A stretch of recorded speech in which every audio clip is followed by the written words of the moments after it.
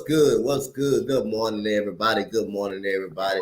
Get your coffee because we got coffee and sports in the morning. Started with your host, Coach Dante, in the building. On side of me to my right, my guy, Mo Better, no better co-host than him right there, man. And we got a debut on the morning show. Wow, right here, the man with the brick wall behind him. We got my boy Brett. How you doing? How y'all doing today, fellas? Doing great. How y'all doing? Morning, guys. I'm doing good, man. I'm doing good. We got a lot of topics to talk about, and we already know we got to end the show with a bang. Mo gonna give us a boxer in his choosing that he's gonna choose. Like I say, gonna teach people the game of boxing, you know. But other than that, see, Brett got the brick wall. I didn't like I say, who the bus gonna fire this time? Who the bus gonna fire this time, Brett? Who they talking about getting fired out this time? Oh my goodness. So man, we start the morning off. We got Murray with a contract extension for the Atlanta Hawks. The Atlanta Hawks did not have a great season last year. They made the playoffs. They lost the series 4-2 versus Boston. But Murray gets a 4-year deal. Gets a 4-year deal, $120 million deal, man. So Mo, what about Murray's contract, man? Tell me about the Hawks signing Murray back. I think it's just solidifying their team. I mean, he still is their best all-around player. They just didn't have the results that they wanted once they added him. But a lot of that has to do with roster construction around him and injuries. But DeJounte Murray is one of the better two-way players in basketball. So I like them bringing him back. I'm just not sure that he and Trae Young are a good combination. Maybe mostly because Trae Young is really so dependent on one side of the floor, a ball-dominant scorer who doesn't really give you much in terms of defense on the other end of the floor. He doesn't really compete on that end of the floor. So I don't know how they'll work as a combination. The key to the Hawks having any success really will be the roster construction around those two. If you look at it, Hunter is the guy that was the key, right? They wanted Hunter to develop into a scoring defensive player. They wanted him to be a two-way wing. The problem with Hunter is he can't stay on the floor. So if Hunter can't stay on the floor, they just got rid of Collins. They don't know what to do with Capella. I really think this is an organization right now that's still trying to find itself. But bringing back Murray, that's a smart thing. That's a good first start to trying to reestablish yourself. Brett?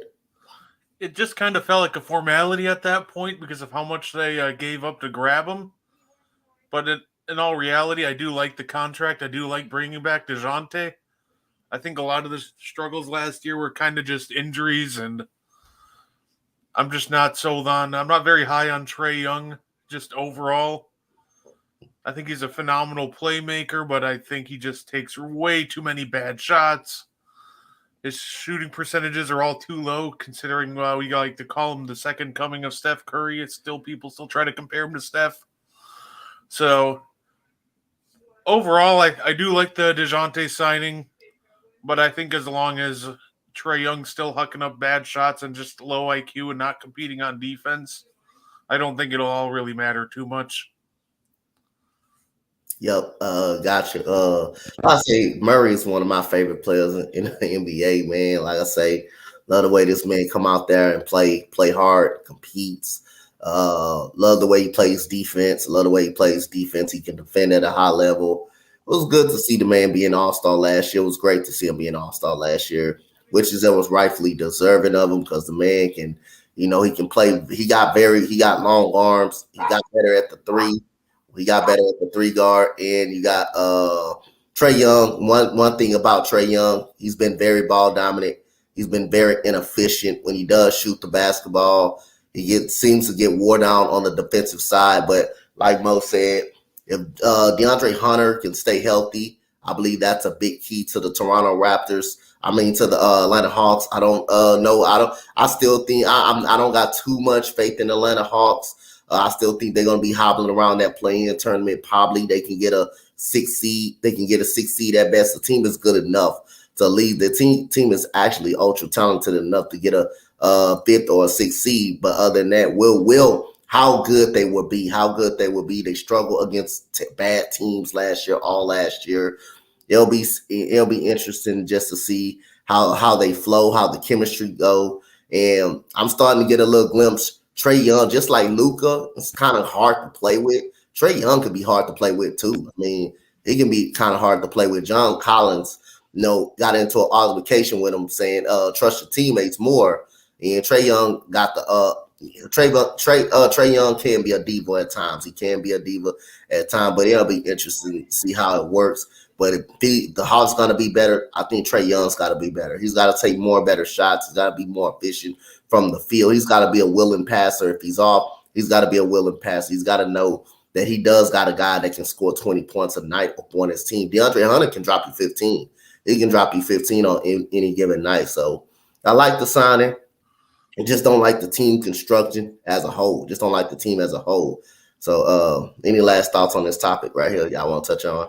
Yeah, I'd say Trae Young offense kind of reminds me of like watching the 2018 Rockets pick and roll, and it's either going to be a lob to Capella, he's going to launch a deep shot, or he's going to kick it to a shooter. It feels like there's just not enough motion or any secondary option there. Yep. So, yeah, that's just always been my thought about Trae Young. Just watching him, it's like I'm watching like the 2017 Rockets all over again. Yep. Go ahead, Mo. I was just going to add that let's see what they look like offensively with the full season with Quinn Snyder. Because if you're doing the same thing with Quinn Snyder that you did with Nate McMillan, then it really is Trae Young running the show. Usually, if you look at the history of Quinn Snyder, his teams are all about ball movement, which they keep everybody involved in the offense. When you watch Atlanta, at least even when he came aboard, it still was bring a high pick and roll or ISO for Trae, like Brett said, or it's going to be a lob for Capella, or he's going to launch a deep three. So I'm looking for a full season, a full training camp, and I want to see what Quinn Snyder does in terms of implementing his motion offense. Because if he does that, it will open up everybody else on the floor. I'm just wondering how open to that Trae Young will be. Yeah. Every time someone bring up the 2017 Rockets, they remind me of Chris Paul immediately. How bad he got hurt in that game 5. When Eric going to hit that big shot. So thank you, Brett, for bringing that up. But it did bring some fun memories on that one, though. That 2017 Rockets was special. That was a special team right there. So. That was a good team. I remember when they went up 3-2, and Chris Paul hit a mid-range jumper over Steph, and he turns to Steph, and he's in Steph's face like, you remember that? He was all in Steph's face like, we got you. I mean, and next thing you know, he gets hurt. It changed everything because they literally had them. Yep. We had him right where he wanted, and then after Chris, I was like, golly, man, golly, that it couldn't be no worse of time to get hurt than that time. Then you're up 3-2. So other than that, we did get 2 signings. We did get some signings though, but we got some for the Sixers. I want to go to the Sixers side of things. Sixers signed Mo Bamba. They signed Montrezl Harrell back, who hasn't played. I don't think he played since last good season was with the Clippers. The last great season that he had. He was 6th man of the year. Well, Brett, I'm gonna start with you. The signings of the Sixers. What you thought about them? They don't really move the needle for me. I've never been a big Montrezl Harrell guy. My issue with Montrezl Harrell is Go ahead, he's so limited in what he can do on the offensive end. He doesn't have any range. He's just kind of restricted to lobs and dunks and whatever he can get on the offensive glass. And his defense is pretty much non-existent. So I remember watching him even on the Clippers, him just getting torched in the pick and roll just every time. Anytime they went at him, it was just an easy bucket. So, and Mo Bamba, I used to really like Mo Bamba. I thought he had a lot of potential as a stretch big. I thought and still think he has some pretty nice touch on his jumper. But he can't really stay healthy. So, to me, neither of these signings really moved the needle for Philly. So, yeah, that's kind of where I'm at with those two. They also signed Patrick Beverley. You want to touch on Patrick Beverley too? They also signed him. I forgot about that dude. Oh yeah, no worries. I actually think that's the perfect signing for them. Yeah. Somebody who can just come in, play with a certain grittiness and toughness that the only one who seemed to bring it last year was PJ Tucker. He's going to give you hard defense. He's going to knock down threes. He doesn't need the ball in his hands to be effective, which when you're playing with guys like James Harden and Joel Embiid, yeah, you kind of need a guy like Patrick Beverley. So I really did like that signing by them. Yeah, Key, y'all, man. I'm telling y'all getting them Rockets, 2017 Rockets, man. I'm telling y'all, they out of it now. Y'all getting them too late. Y'all getting them a little bit too late, Key. Y'all getting them a little bit too late.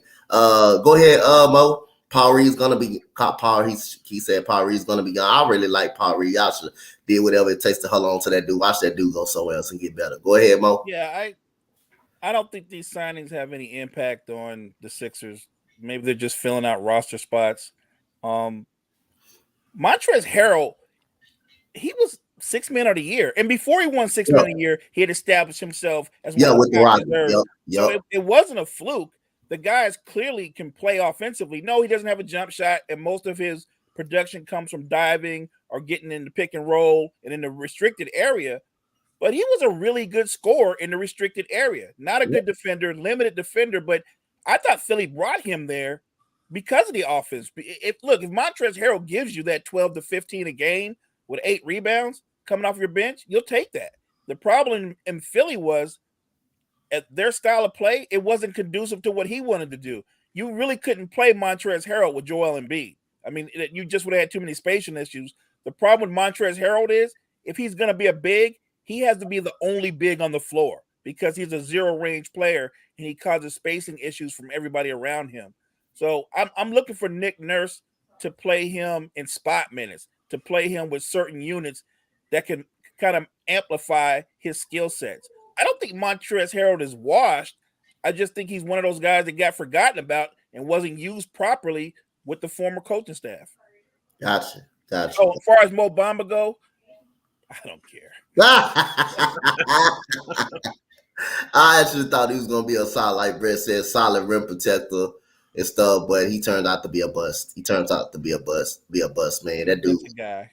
Like he was nice at it. Of course, you're gonna be nice in college. You're gonna be dominant in college, but at the end of the day, the NBA not meant for everybody to be solid and be good. Be good is the way they were in college. But other than that, we got the Blazers matching the offer sheet of Mattise Thybulle.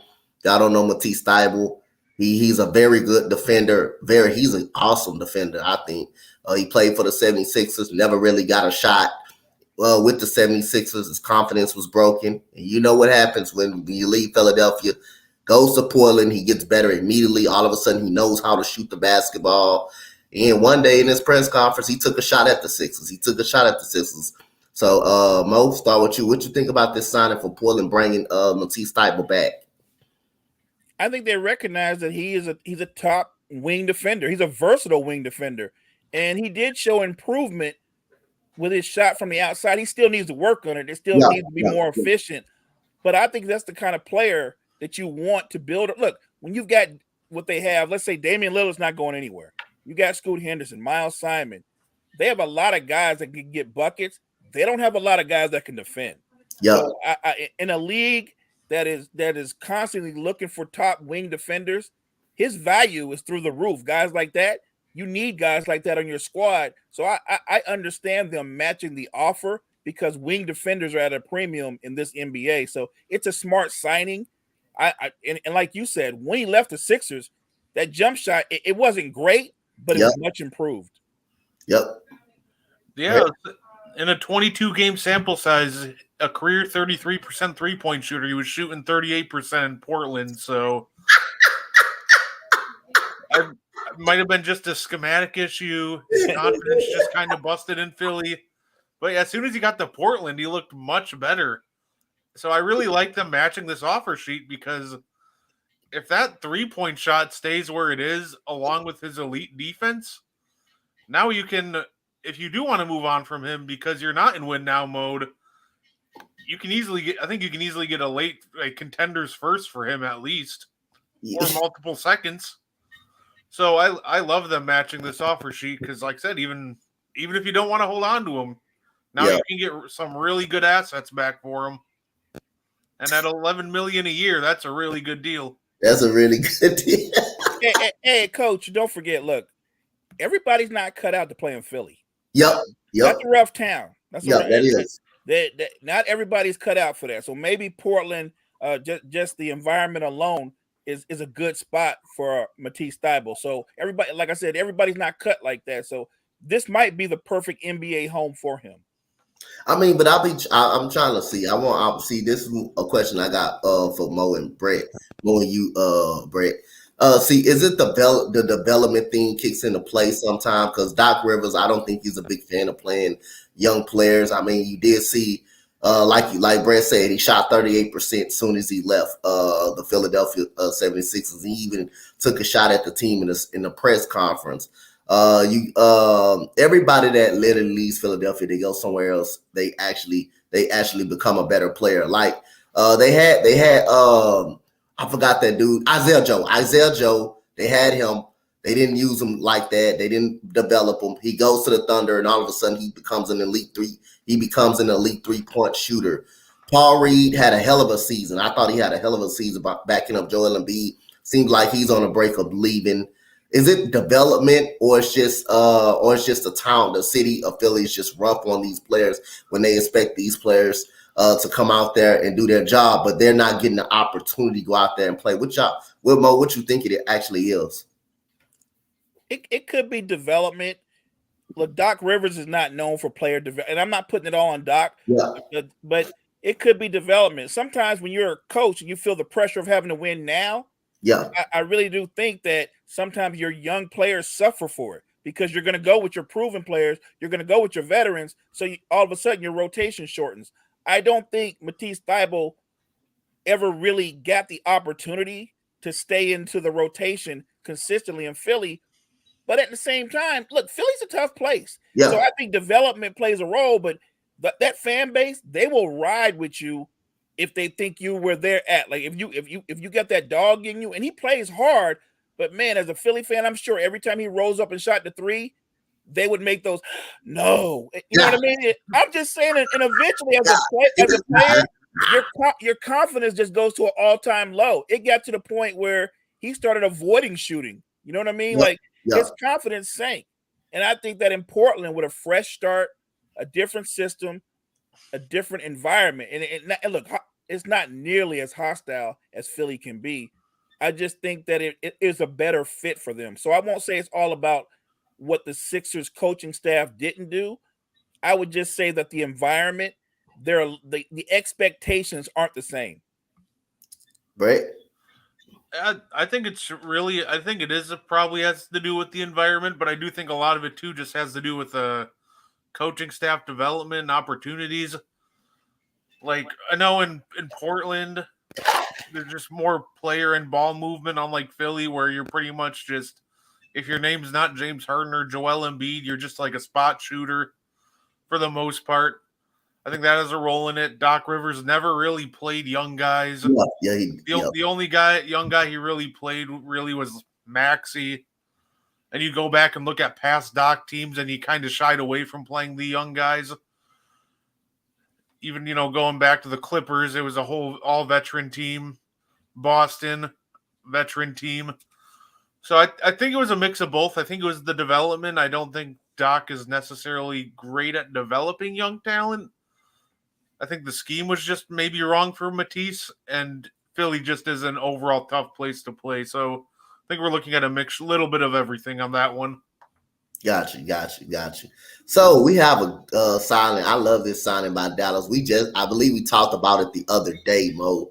They need perimeter guys. They didn't get better. They got better at the rim with Isaiah Likely, the center, but they also need perimeter guys. And they got a perimeter guy in Grant Williams. Grant Williams, who can knock down a three, who's also physical. And this is a hell of a signing. They need a perimeter wing. Luka Doncic and Kyrie Irving, not great defenders, but they need somebody on that wing that can definitely defend. They had one. They traded him away to Brooklyn, but they got Grant Williams back, who's been there, who's been in the finals, who's competed. Mo, what you think about this move by Dallas? It's a great signing for them. You're getting a guy that can defend all five positions. He's quick enough to guard perimeter players, but because of his low base and his strength, he can guard bigger players. Not to mention the ability to hit, catch, and shoot threes. He's also good at getting people in there with the pump fake, stepping through and shooting threes. So I think he brings toughness. He also brings somebody that if Luka gets trapped, if Kyrie penetrates and kicks, He's Yep. going to be a reliable guy because he's excellent from the corner three. So to me, bringing in a guy like that who's still only 25 years old, that's just going to amp up your core. I think that's the kind of signing that Luka was looking for. You know what I mean? We're often talking about what will it take to make Luka stay. I think Luka likes having guys around him that do the dirty work. And when they made the trade for Kyrie, you basically traded away all those guys that did the dirty work that most people don't appreciate. So bringing in Grant, Grant is borderline an all NBA defender because of his versatility. But I just like the fact that he gives them toughness as well on both ends of the floor. He's also one of the better screen setters in the NBA. So again, he's going to be able to free up Luka, Kyrie in different areas of the floor. So the signing to me, it's a big signing. It's not one of those that tilts the Western Conference around. Yeah. But I think it's one of those that will improve the chemistry of the Dallas Mavericks. Yeah. Yeah, I definitely love the signing too. Especially after the Finney-Smith trade, they just had absolutely nobody to stop any halfway decent wing offensive player. So they desperately needed some wing defense and to boost that. And Grant definitely does that. You know, speaking from experience, watching him sit there and do really well handling Giannis in the playoffs as best as he can. I love the signing. Reliable shooter. He'll bring toughness, versatility. And he doesn't require the ball, which is huge when you're trying to play with Luka, and he runs a more heliocentric offense, everything around Luka. Yep. So overall, phenomenal signing. Absolutely love this move by Dallas. Gotcha. So we got a debut of a certain guy in the summer league. Mo was watching a little bit summer league with me the other day. We got Wemby making his first start of the summer league. He's playing. Brett, what you expect to see from him tonight, but what you expect from him seeing going forward though in the NBA? Do you think he will have success in the NBA? Do you think he could have some success? I think it'll be a mixed bag. It's going to be a growing pains, but I think he'll have some great success in the NBA. I think he'll struggle to start off with against like bigger physical players. Like, I'm not sure how he'll handle like someone like LeBron or Giannis or even someone like Joel Embiid barreling down the lane, who is more like lanky frame. But he's long. He can pretty much do everything on a basketball court. He can shoot. His handles for his size are insane. So I'm expecting some great things from him.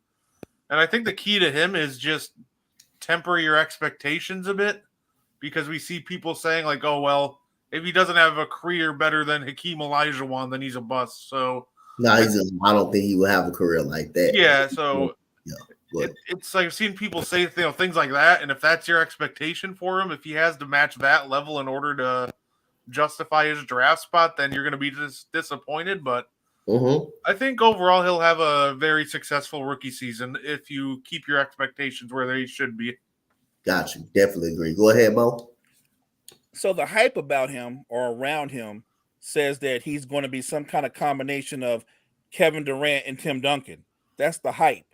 So what I would say is, and I've said this before, what if his career pans out to be somewhere around the lines of the best version of Ralph Sampson when he was in the NBA? Somebody that gives you about 25 and 10 or 12. There's nothing wrong with that.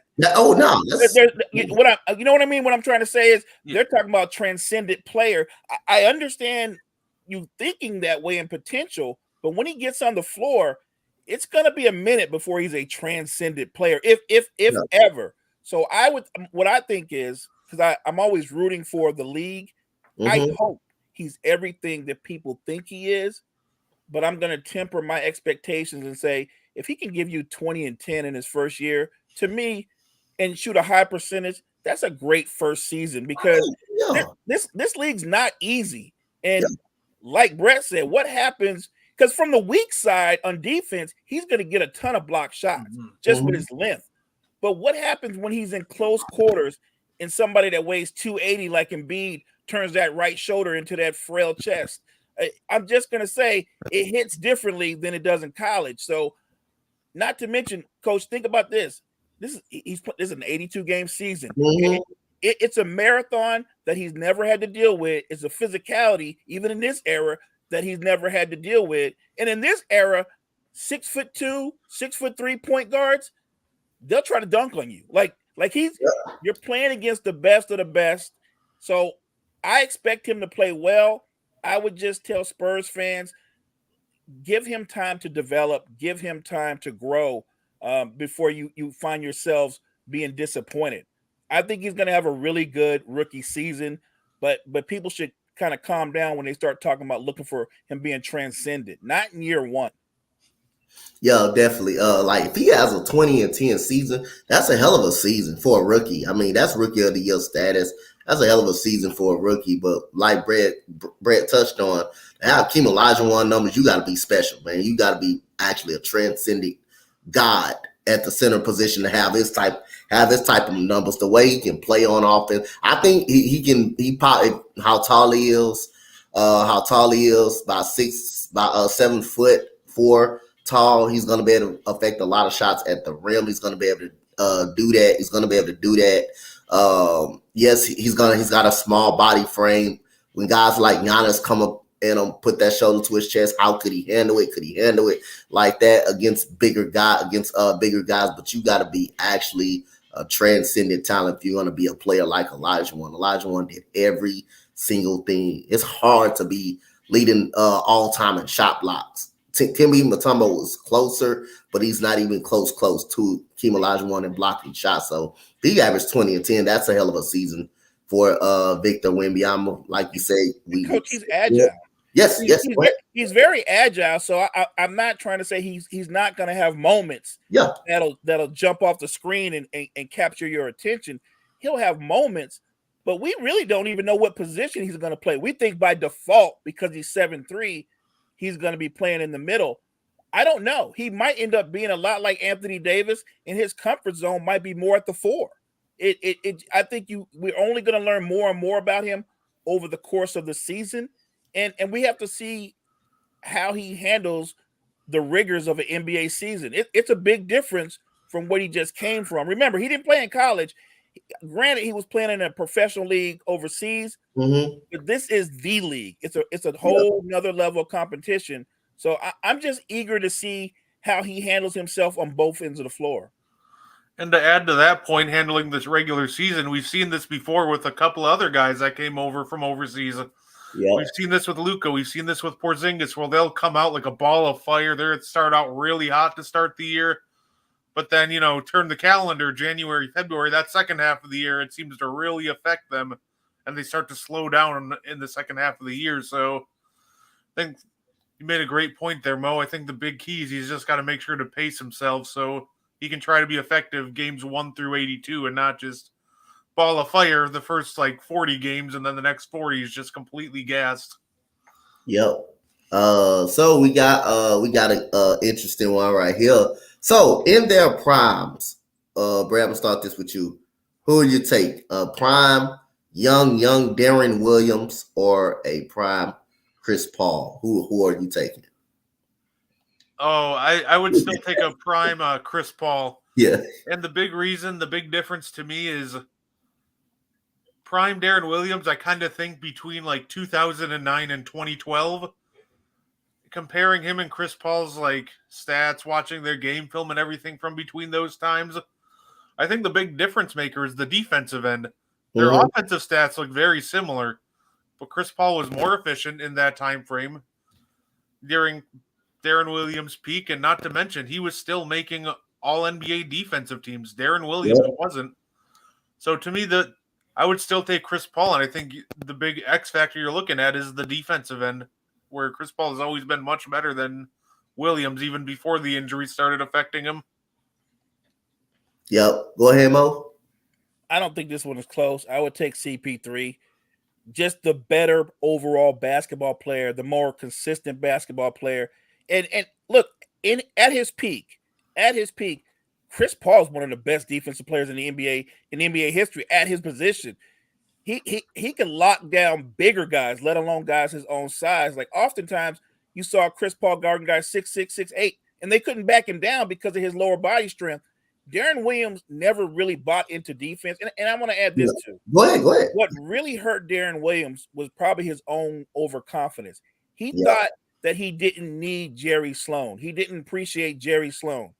Jerry Sloan and that system that they used maximized everything that Darren Williams had in terms of skill set, and it hid his flaws in terms of what he didn't do offensively and defensively. Because once he got away from Jerry Sloan, D. Will was getting cooked. He was Yep. getting cooked on a regular basis. Like, I know injuries eventually kicked in, but he was getting handled when he got away from Utah. So you know what? Coaching can be forgotten about sometimes in the NBA, but if you got a great coach and maybe you knock heads with him, you might want to appreciate what he does for you. Because Jerry Sloan, he opened up Darren Williams' game, and Darren Williams never really appreciated that because Jerry Sloan was constantly pushing him. Definitely. And also, like I say, ain't no question, it's a clean sweep. I'm taking Chris Paul. Also, when he did leave Utah, when they traded him away, Paul Pierce was on that Brooklyn team. His work ethic wasn't good. His work ethic, he was lazy. He didn't want to work. And when they lost that matchup versus the Heat in the second round, hey, Chris Paul told it how it is. He didn't want to work. He didn't want it. He didn't want to work. He came in out of shape and all of that. But as soon as he left, Utah, like Mo said, he pretty much got up out of hand. But his work ethic was really poor. He had a poor work ethic. Chris Paul was winning all defensive teams. He was efficient, and he took the Hornets to the playoffs. They did end up losing in the playoffs, but hey, the Hornets, they were irrelevant at that time. They wasn't even relevant at the point of time when Chris Paul got drafted there, and he turned that franchise. He brought that franchise actually back into something right there. So a lot of credit goes to Chris Paul for how he uplifted that franchise and got that franchise back on the map. So I'm not saying D. Will wasn't nice. He was nice. Yeah, he was absolutely. good. And he had that mean crossover. Yeah. D. Will was nice. Yeah.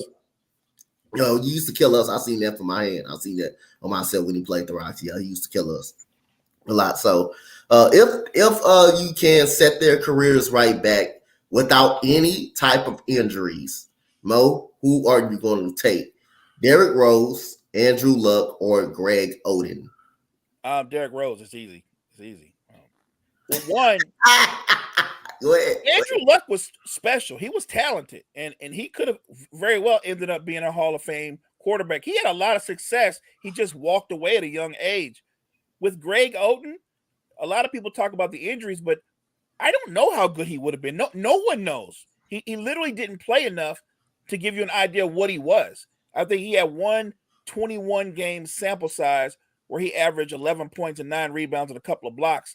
I don't know what that would have translated to over a long career. What I saw of him was, had he not got injured, he would have been a really good player. But I don't think he was going to be a transcendent player or somebody we would have been talking about 20 years from now. I think he would have just been good.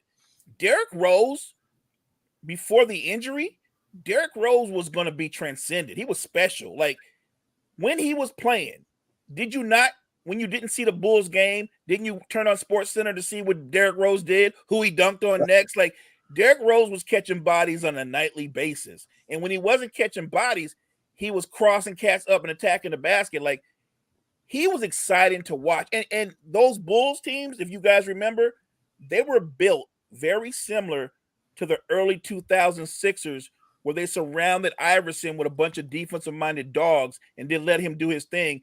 The Bulls were very similar. And that might have been their ultimate weakness. They really didn't have a consistent second option to take some pressure off of him. But easily I would go with Derrick Rose, because I would love to see what his career would have panned out to be over a 10 or 12-year span.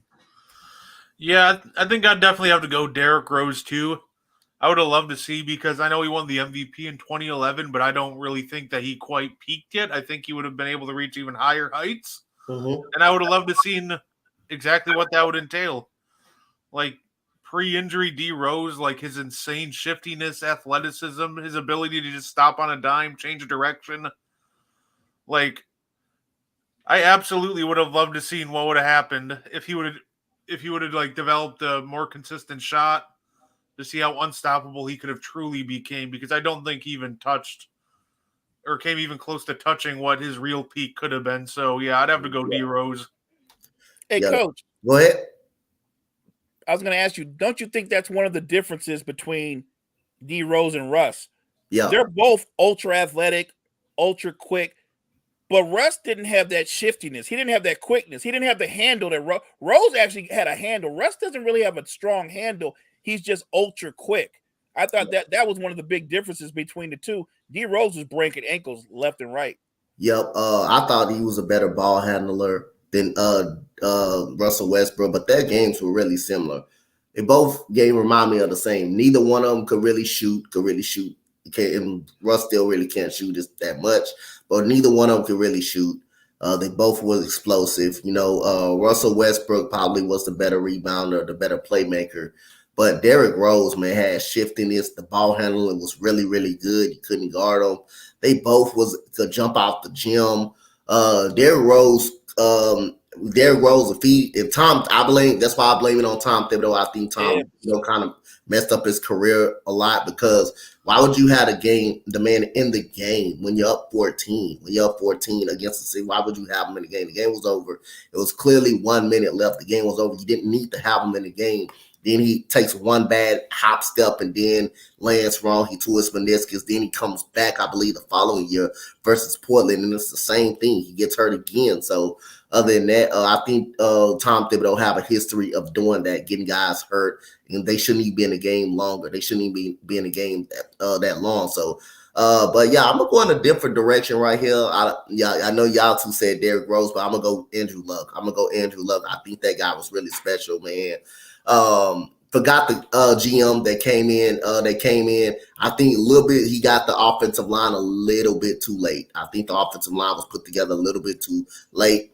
Andrew Luck took a lot of whoopings behind that offensive line. I think he got retooled a little bit too late for Andrew Luck. Andrew Luck was great, man. He was something special. I believe the Colts want to end up compete for an AFC title if that dude would have stayed healthy, if that dude could have actually stayed on the football field. But he had a lacerated kidney. He was taking so many shots, and he would get up for him too. He would get up and keep coming back. Andrew Luck was a transcendent guy, transcendent talent. I think that's why he stepped away, Coach. He was just beaten. He just took a beating. Yep. He had taken a beating over the breadth of his career. I like Andrew Luck. I actually thought that when I watched him play, that he was a right-handed version of Steve Young. I thought they're very similar in their skill sets. Gotcha. Yep. So we got who's better? Kevin Garnett or Dirk Nowitzki? Go ahead, Brett.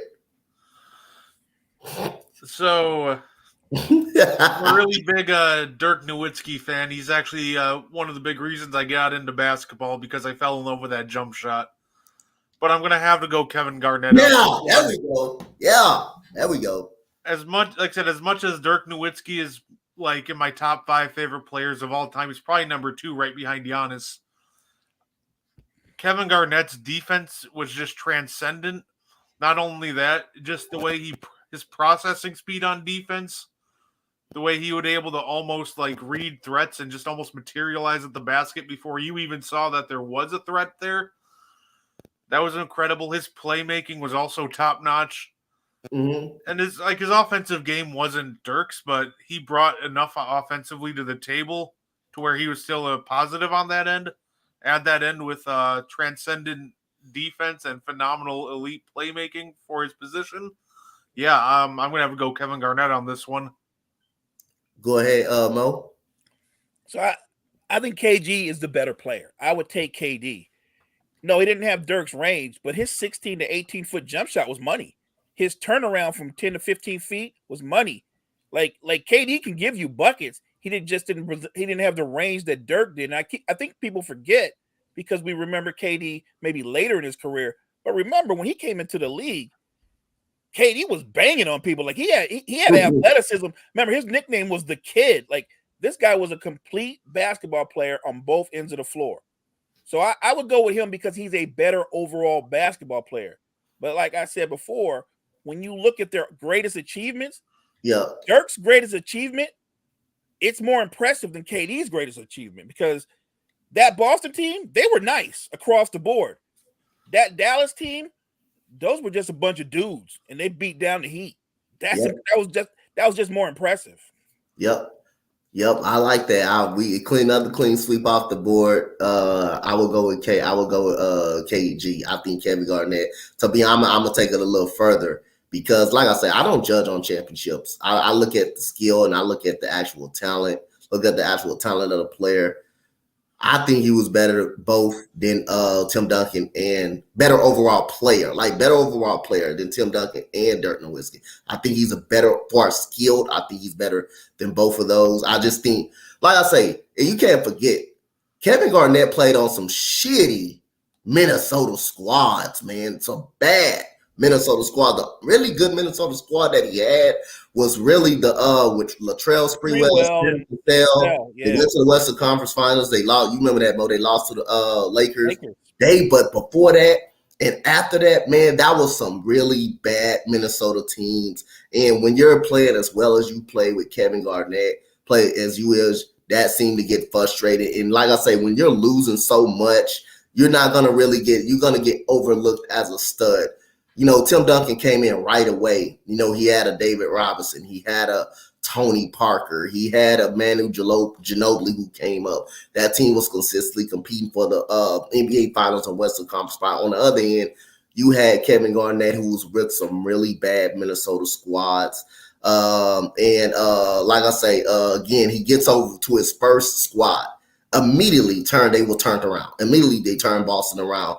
Boston was turned around and they win a championship. And I think the very next year they played the Lakers again. I believe they lost that series in 7. But Kevin Garnett, I think he went out early with a knee injury. Kendrick Perkins went out. I think that kind of made a difference, but the Lakers definitely deserved it because Paul Gasol played a hell of a game. He had a hell of a series in that series. Kobe Bryant didn't shoot well, but he made impact on the defensive side of the ball and the defensive rebounding edge. But like I say again, that dude played on some really, really bad Minnesota teams. But I think for us overall basketball game, I think I will value him as a better player. Now, Tim Duncan, as far as better accolades, he's better accolade-wise. See, that's what I look at Keem Olajuwon 101. Then Shaquille O'Neal. Yes, he's better accolades-wise, and he has Kobe, what Keem Olajuwon had. He had he had a 18-point per game scoring Clyde Drexler, but he wasn't a superstar at that time that he actually got him. And he was the only player to win a championship without a star or superstar and stuff like that. While Shaq had kind of Kobe. Shaq had Kobe and Kobe had Shaq. They both definitely needed each other. But other than that, man, you look at those Minnesota teams, they were really pretty bad. They were pretty bad, man. They were really pretty bad. They played them. I still find it funny that the fact that Minnesota could have had a chance to build a team around them, but they decided to make an under-the-table deal for, like, what was his name, Joe Smith? Joe Smith, yep. Wait a minute. That was the deal that McHale and Ainge made, right? Yeah. And then they got caught, and then they got stripped of a bunch of their first-round picks. Yep. To me, that's just the most incredible thing ever, but I agree. He went to Boston, and I still think that Kevin Garnett was the best player on that Boston team. Yep. Oh, I agree. I agree with you. Yeah. So who would y'all rather have for the next 5 years? Mom, I'll start with you. Michael Parsons or Sauce Gardner? Man, that's a good one. I don't think there's a wrong pick. Yeah. But because I'm a fan of both, I'm gonna go with Sauce Gardner. I think Sauce Gardner is a monster that's not even touching his best football yet. I think he's a lockdown corner. I also think he's the kind of corner he's already recognizing when quarterbacks are audibling out and changing routes. Like this kid is kind of like the Peyton Manning of quarterbacks. He's that smart. Like he's definitely a student of the game. So I like the fact that he can play bump and run. He can play in space. He can play cover 2. Like he's not a one-dimensional corner. He's very unique, and he's got hands like a wide receiver. So I'm a big fan of Sauce Gardner. Yeah, I'd go with Sauce too. I think if I can give myself a cornerback that I can put on one side of the field and say, all right, that side's locked up, and just kind of roll the coverage the other direction. Yeah, give me the lockdown corner. And I can't wait to see what Sauce does this year. It's going to be a real fun watch, but yeah, I'd take Sauce in this situation. Oh yeah, cool. Parsons, that's not a bad. You can't go wrong with either one of these. Both No, of these because guys you're talking are about somebody that can get great. you 12 to 15 Yeah, sacks. 12 to 15. Both of these guys are great, but like I said, I'm a big value. I'm a big value. Like if you, I don't need you to go out there and tackle nobody. I just need you to cover somebody. That's all. I just need you to go out there and lock that player down when I expect you to lock that player down. When I expect you to lock that player down, I will go Sauce Gardner up on this because I'm a big fan of cornerback play. You may struggle tackle. Yes, you're going to struggle tackling. But again, if the player comes to you, if the player like Deion Sanders wasn't even a great tackler, but when you need him to cover somebody, oh yeah, that is just you and him. And when I can, anytime I can take away one side of the field, that's solid. That's solid. You can make that quarterback on the other side up the middle, as long as he's not coming to my side. I'm a big fan. I was a big fan of Sauce Gardner coming out of college. This man didn't give up a touchdown in college. That is hard. I don't care what conference you played in, but that is hard, not giving up a touchdown, one touchdown in college. Coach, having a guy like that gives your defense so much versatility. Like you said, you can go over there, man up on their best wide receiver, so we know he's done. Or you could go man up on the other guy and let them double team the best wide receiver. You can do so many things with that type of player because of his ability. Yep. So we got another great one right here. All right, so rank these cornerbacks. Brett, I'm gonna start with you. Deion, Richard Sherman, Champ Bailey, and Darrelle Revis. Rank them. Give me Deion, Champ, Revis, then Sherman. That would be my order. Yeah, go ahead, Bo. So I'd go Prime, Revis, Champ, and then Sherman. Like Sherman's gonna probably be last in everybody's list, not because he's not a great corner, but he was really more of a cover 2 or cover 3 corner. That was his strength. He was terrific in space, but you weren't gonna put Richard Sherman man to man on nobody because he'd get eaten alive. That's just not his strength. Yeah. But those other guys were great one-on-one. Look, what Revis could do in his prime, Revis was beating up the best receivers in football. He took full advantage of what you can do within 5 yards. He would disrupt everybody's route, and he would punish them for those 5 yards. So I love Revis. I don't think anybody can cover end to end the way Prime could, or cover the ground that Prime could, or the way Prime could anticipate a route, the way he dumped routes. But I love Darrelle Revis. I mean, Revis Island was a real thing. Yo, I got Deion, I got Deion Sanders, I got Revis, Champ Bailey, and Sherman. Those are Champ Bailey was a beast too. Champ Bailey was really nice. That dude, he was really a really nice player. So hey, Coach, let me ask you something. Go ahead. Because I remember when Champ Bailey was like at the peak of his powers, and there was a national football game. It was a Monday night football game, and they were playing Cincinnati. And Chad Johnson ate him alive. It seemed like from that point on, Champ Bailey was kind of regular after that. Yeah, that remind me of like that Thanksgiving game. It kind of remind me of that Thanksgiving game. Marshawn Lattimore was the best cornerback out there. Was probably top 5 at cornerback at that point. Stephon Diggs just gave him a dose of his own Thanksgiving meal, man. I mean, but I definitely remember that game. Bro. I definitely actually remember that game. I remember the post-game interview. They asked Champ Bailey, about the matchup, and he was like, "Yeah, he got the best of me," but he said, "But somebody gonna catch hell next week." Like he was mad. Like he was ready to play again, like right then. He was ready to play after the game. He was heated. So, who are you taking on this one, Mo? Dwight Howard, Prime, Dwight Howard, the Orlando Dwight Howard, or Jokic? Who are you taking? I'm taking Joker. I'm taking. I'm trying to win. I got nothing against Dwight. Let me say this: the most credit I can give Prime Dwight Howard is in his prime, he was good enough to be the best player to lead a team to an NBA Finals. So that's how impactful Prime Dwight Howard was. And if they matched up one-on-one in their primes, I have no doubt Dwight would have moments, but Joker would have total control of the game. Think about it. Joker could get 20 points and 12 rebounds. Dwight could get 20 and 12, but it wouldn't hit the same because Joker would also have 10 or 11 assists. So I'm going to always go with Joker because he's the better basketball player. He's got an incredibly high basketball IQ. It will be an entertaining matchup, but Joker will win every time. Go ahead, Brett. Yeah, I would take Jokic as well. I do respect Dwight Howard for his finals run. That team was just kind of built perfectly offensively around him to run that 4-out, 1-in scheme with, Rashard Lewis, Hedo Turkoglu, and all them. But it does come down to the fact that as much as Dwight Howard had an influence on the defensive end, Jokic just has absolute mastery and control on the offensive end. And he's shown it year after year. It doesn't matter who you throw around him. If you have Jokic on the floor, top 10 offense. Look at last year. He was running backcourts with Facu Campazzo, Monty Morris, Will Barton, and they were still a top 10 offense somehow. Anybody else in the NBA, that's probably like a top, dead last offense or close to it. So, hey, Coach, look at it from this point of view. Yep. Switch out Joker, put Dwight Howard with Jamal Murray.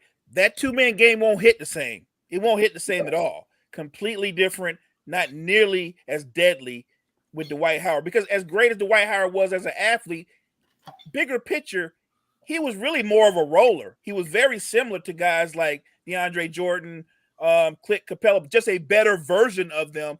Dwight really never had an offensive arsenal. He didn't have a counter move or a go-to move on the offensive end of the floor. His whole offensive arsenal was dependent on his athleticism. So he was a limited player. And think about this. If they matched up, people are always talking about Joker's defense. Dwight wouldn't make Joker work hard on defense. Nope. Joker would be resting on defense with Dwight. He would know where to find Dwight. Dwight either going to try to get you in the restricted area where he can turn and dunk it or catch a lob. But other than that, he's not doing anything. And it's not to mention, Dwight Howard was talking about how he didn't get to post up as much as, Jokic. Dwight Howard's strength wasn't, like you said, his athleticism as a role man. He wasn't a post player. Yeah. I went back and looked at his post-up stats from the first season I could, as close as I could get to his prime on NBA.com. 2013, his field goal percentage was comparable to Jared Sullinger. And when it comes to Jokic's defense, it's not as bad as advertised. That's what I'm saying, man. He's just not like as dominant as a shot blocker you expect out of his center. He still has really good hands. He gets a lot of deflections, a lot of steals. He still normally gets himself to the spots he needs to be. He's just not that normal deterrent, the normal shot blocker you see out of the center. So, yeah, that's something I always thought about Jokic is his defense is a little overblown. I think he's much better on defense than a lot of people give him credit for. Yeah, but he competes on that side of the ball, man. He competes just like he didn't like when I was seeing he didn't shut down Anthony Davis. He made him work. He was competing with them. He was making Anthony Davis taking tough shots. Same things at Adebayo. He's gonna get his points, but he was he was effective. He was effective on that defensive side. And the reason why it's so tough to stop Jokic, man, I say, man, the man just not a scorer. He just don't focus on score. Everything else, everything opens up when he gets everybody involved. That's what's going to be tough to stop him. When you're used to scoring like a Joel Embiid, that makes it easier to guard you. When people know you're going to just get the ball in your hands and score the basketball, that makes it easier to game plan for him. What Jokic do, brings the ball up the court. He's immediately looking to quarterback the offense. You see when the Miami Heat was in the zone. The Miami Heat was in that zone. Jokic was picking them apart because he was finding guys wide open on the cut. That makes the defense easier to relax, and that makes him gets his points because he's been a willing passer, because he can knock down that three. He can actually do more things than Embiid can do. Embiid, what's his finesse? Scoring. That makes it easier to stop. Actually stop you. When you can pass and dissect a defense, that makes it harder to even game plan for you. That makes it actually harder to game plan for you. And he doesn't play defense. He gets defensive rebounds. That's a part of defense, ain't it? I know rebounding, that's a part of defense. So, again, Jokic is tough to stop because he can do everything. He can do everything. He's tough to stop. When he's not scoring, he's making an impact on getting his teammates involved. Joel Embiid is good at that one thing, that is scoring, rebounding, and just playing outside of that and playing defense. He impacts the game on scoring. His main attribute is just basically scoring and scoring. That makes it easier to game plan for you to stop you. Jokic attribute, passing, being a playmaker, rebounding, and scoring. But scoring comes last for him because he loves to get his teammates the basketball and put them in the right position. That's what makes it harder to even stop Jokic. So who would y'all start, bench, cut? I don't know how Mo find these. I ain't gonna lie. I don't know how he find these. But LaMelo Ball, who just got his contract, signed his contract yesterday, Anthony Edwards or Zion Williamson? Mo, who you starting, who you cutting, who you benching? This one should be easy. I'm starting Ant, benching LaMelo, and yeah, Zion's just a headache anyway. He's not on the floor most of the time anyway, so I'm cutting Zion. Anthony Edwards is everything that he's been built up to be.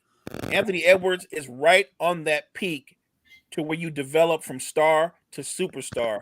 And I think he's going to establish himself even more this season. LaMelo Ball might be one of the more exciting, fun, entertaining players to watch. My only concern about him is you don't want him to get in the habit of being constantly hurt. Yeah. But if I'm going to choose between him and Zion and everything they both bring to the table on and off the court, it's not a hard choice. I'm taking LaMelo Ball. Zion Williamson, I don't even think basketball is his favorite thing to do. So I'm not even messing with him, if you know what I mean. Go ahead, Brett. Yeah, I agree with that. Anthony Edwards was still producing in like the most clunkiest looking offense ever, trying to incorporate Gobert and Cat in the same offense, and he's still putting up his numbers. I think he's clearly the best out of these three, and it's not all that close either. So I'm starting Ant. And then if I had to choose between LaMelo Ball or 30 games of Zion, give me LaMelo Ball. And I know that LaMelo's been dealing with some injury issues, but it hasn't been as bad as what Zion's been doing, which is every year. He hasn't even played 30 games yet, and he's been in the league for, 3-4 years? Like, I want to be a big fan of Zion. I want to see him play. I want to see him ball out. But I'm not sure if it's the training crew or something to do with their system over there, or my guess is it's probably just him. Like you said, it just doesn't seem like basketball is his passion. So yeah, I'm starting Ant, I'm benching LaMelo, and I'm cutting Zion. You know what? It was really funny. You know, in the next morning show, I did laugh, and I think Mo remember this when I laughed. As bad as that Minnesota and that Denver series was, as bad as that was, Anthony Edwards was the only one who wanted to keep playing in that series. And he admitted it. He said, I want to keep playing. I don't got no quit in me. He showed it in game 4 because, I came on the next morning show and I laughed to death because you know why? Minnesota actually tried to lose the game 3 times in game number 3. Actually tried to lose the game 3 times. They did everything they could to lose the game 3 times. So Anthony Edwards actually bailed them out. Anthony Edwards actually bailed them out. Because they wanted to be swept. Yeah, they wanted to be swept. Anthony Edwards the only one that came out and played how he's supposed to play and say, no, we're not going home. If we're going to go home, we're going to go home. We're going to go home. We're going to go home. We're going to lose in Denver. So he kept them in the game in Denver. They still lost. But that game 3 was so funny to me. And they were about double digits, 2 minutes to go. They came back in the game. Got back in the game. They got back in the game. They tied the game. Denver tied the game really, really quick. Michael Porter Jr. got hot. They go to overtime. They up in overtime. Then they get tied. The game get tied back up. And it took Anthony Edwards to hit a 3-pointer to seal the game. They actually tried to lose the game 3 times in that game, and all in one game. How the hell you try to lose a game 3 times in one game? That was crazy to me. But Anthony Edwards, I mean, this dude is. I think the team needs to start figuring out how to build around Anthony Edwards. I think that's the cornerstone of this team. Mr. No Show, Mr. No Show. He's overrated. He's an overrated player to me. It won't be long before I think they're gonna finally make a decision on him, or before he's frustrated, acts out. In which is, I wouldn't be mad at the organization, because I think Anthony Edwards is the future cornerstone of this team. LaMelo Ball, I think he's just gonna have a rap or been on a bad team. I just don't think Charlotte's good. Charlotte's not good. And injuries could conduce to that, because again, you had Miles Bridges out all year long, who averaged 18 points before he had some issues off the court. PJ Washington is still a free agent. Don't be surprised if he loses him as well. So he could be good, like Brett said, on the court. He could be great. But again, the Charlotte team is not good. And Zion Williamson, I can't say too much about Zion Williamson. I don't want to touch on Zion Williamson too much, but we already know we're going to put him on. We're going to cut him. We already know we're going to kind of cut him. He's got some issues off the court, but it's weird. He's supposed to be hurt, but he does all these 360 windmill dunks that you're seeing he's doing all these dunks. He's doing all these 360 windmill dunks, but he's supposed to have a bad injury. He's supposed to be hurt, but he's doing all these dunks. But before we get to the most segment of boxing, Brett, I want to ask you a question. What do you think about the Bucks bringing back Middleton and Lopez? I want to get your thoughts on that. You know what? I really like it, because let's be real, Milwaukee didn't have any other avenues to really improve on. If we lose Brook, we lose Middleton, it's not like we have cap space to re-sign anybody in free agency. Same with bringing back like Jay Crowder. I like that too, because it just comes back down to the Bucks have limited flexibility. So I think bringing back those guys was the right move, and it was crucial. And I think the money's reasonable for Chris Middleton, because I think we can still flip him if we need to. We can still flip Brook Lopez if we need to.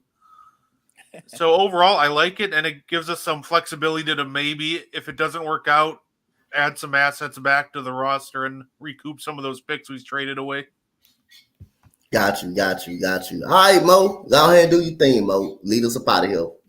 Strong. All right, so in an era where you had Hagler, Leonard, Hearns, Durant, this guy is kind of forgotten about. He's kind of lost in time. Even those fighters have said he's lost in time. They're fans of his. I'm talking about Aaron the Hawk Pryor. So if you're a fan of boxing and you've never heard of Aaron the Hawk Pryor, when you get a chance, go to YouTube, type in his name, and when you watch him fight, you're going to see somebody that is all offense. If you like fighting, if you like action-packed fights that go back and forth, Aaron the Hawk Pryor is one of the great light welterweight champions in the history of boxing. Started off in the amateurs, had over 204 victories as an amateur. Went into his pro career. Before he started his pro career, he went into a gym and he fought Sugar Ray Leonard. They went into a sparring match. He fought Sugar Ray Leonard. I'll be honest, Sugar Ray Leonard whooped him. He whooped him. But what Sugar Ray Leonard said after their sparring session was, this guy's crazy. He's crazy. He said he's crazy as hell, but I respect him. Aaron Pryor is known for two things. It's his constant offense. Aaron Pryor would throw 150 to 200 punches per round and then come right back and give you more. He dominated the light welterweight division from 80 to 86. He held the lineal championships, which means he had all the belts at one time for 3 years straight. Finished his career 40 fights, 39 wins, 1 defeat. He had 35 knockouts. Aaron the Hawk Pryor is known mostly for being a closer, 88% knockout rate. In his 40 fights, 35 knockouts. His biggest fight was against the great Alexis Arguello. If you know Alexis Arguello, he's also another top welterweight. Go back and look at those fights. You can probably find them on YouTube. He stopped Arguello on the 14th. There was some controversy.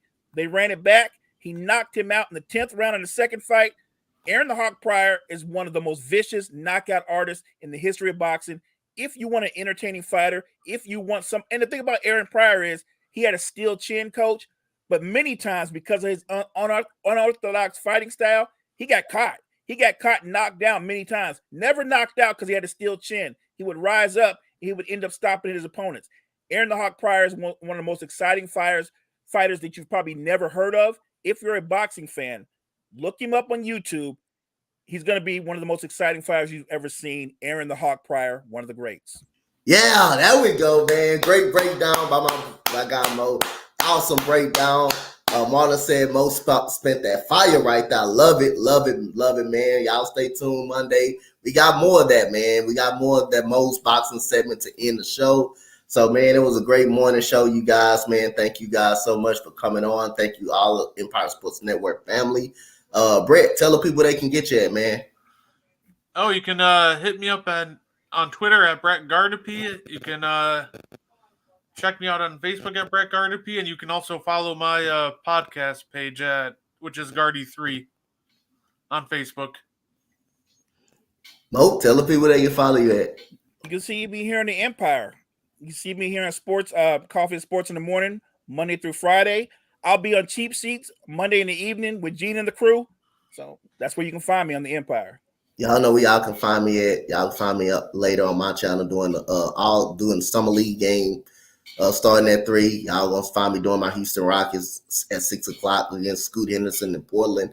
And later the Lakers will be playing the Warriors over there. Get to see Hood Safino play Maxwell Lewis for the Lakers. You get to see Brandon Pajinski play. Brandon Pajinski, that's a solid player that the Warriors really got, and you got Lester Quiones also on that team for the Warriors. But other than that, as for your boy Coach Dante, as for your boy Mo, your boy Brett, we're signing off of here. We'll see you guys Monday on the next morning show. See you guys later.